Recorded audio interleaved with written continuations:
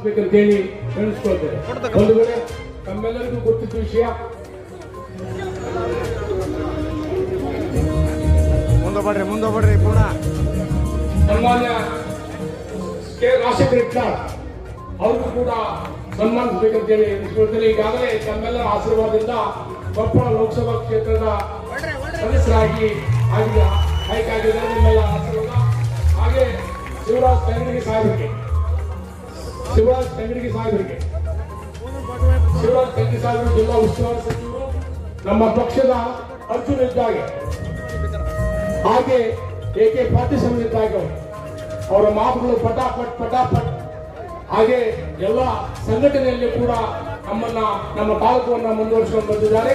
ಸನ್ಮಾನ್ಯ ಶ್ರೀ ಶಿವರಾಜ್ ತಂಗಡಿಗೆ ಅವರಿಗೆ ಉಮೇಶ್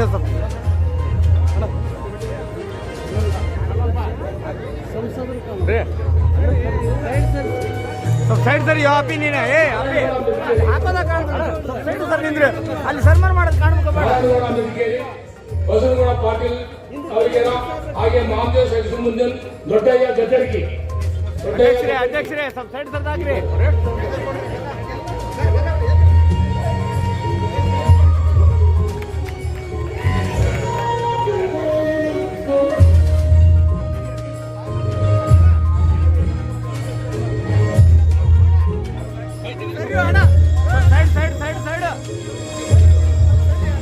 ಲೋಕಸಭಾ ಚುನಾವಣೆಯಲ್ಲಿ ಸೈಡ್ ಕೊಡ್ರಿ, ಸೈಡ್ ತರ್ದಾಗ್ರಿ.